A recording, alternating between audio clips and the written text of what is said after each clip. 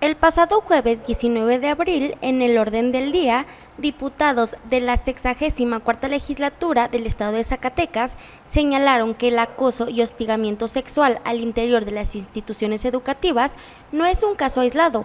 Se sabe que hay docentes en prisión precautoria por cometer actos lascivos contra estudiantes en escuelas de educación básica.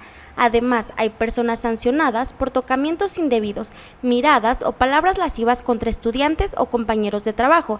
Por otra parte, el acoso escolar sigue siendo una constante en las instituciones educativas, tanto públicas como privadas. La violencia, en este caso, es generalizada, no distingue sexo, es entre compañeros en la que uno o varios molestan y agreden de manera constante y repetida a uno o más compañeros, que no pueden defenderse de manera efectiva. Sigue siendo una constante en las instituciones de educación, tanto pública como privada. La violencia en este caso es generalizada, no distingue sexo, es entre compañeros en lo que uno o varios molesten y agredan de manera constante y repetida a una o más compañeras que no pueden defenderse de manera efectiva. Las conductas refieren generar en las víctimas múltiples afectaciones, además del daño físico y emocional de provocar. Quienes viven violencia corren el riesgo de aprender a reaccionar con violencia. Normalizar y creer es parte de la vida diaria. Ser maltratado o maltratada, ofender a los demás y hacerles daño. Y la mejor acción que pudiéramos tomar es atacar el problema desde la educación. Las situaciones mencionadas se agravan cuando los docentes o las autoridades escolares son omisas o permiten ante casos de violencia. Por aquello, la implementación de los mecanismos vigentes para prevenir, detectar y actuar ante casos de violencia en contra de mujeres, niñas, niños y adolescentes.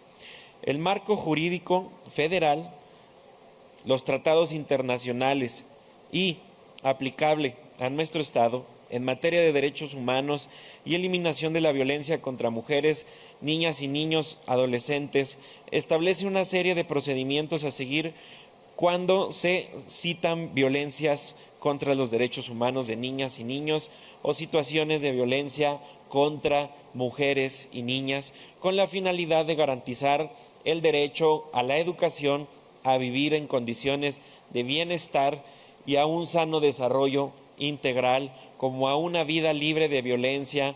Lo anterior fue señalado por el diputado José David González Hernández al momento de presentar una iniciativa de punto de acuerdo por el que se exhorta a la titular de la Secretaría de Educación del Estado de Zacatecas, licenciada María del Carmen Salinas Flores, a implementar estrategias que garanticen la eliminación del abuso sexual, acoso escolar y maltrato de mujeres, niñas, niños y adolescentes en instituciones educativas públicas y privadas, y se supervise que se estén aplicando los protocolos del Estado de Zacatecas para la prevención, detección y actuación en caso de abuso sexual infantil, acoso escolar y maltrato en las escuelas de educación básica. Se extiende el exhorto a la presidenta de la Comisión de Derechos Humanos del Estado de Zacatecas, doctora Marisela Dimas Reveles, para que en coordinación con la Secretaría de Educación del Estado de Zacatecas se supervise que se estén aplicando los protocolos y además se investiguen los posibles casos de violaciones a los derechos humanos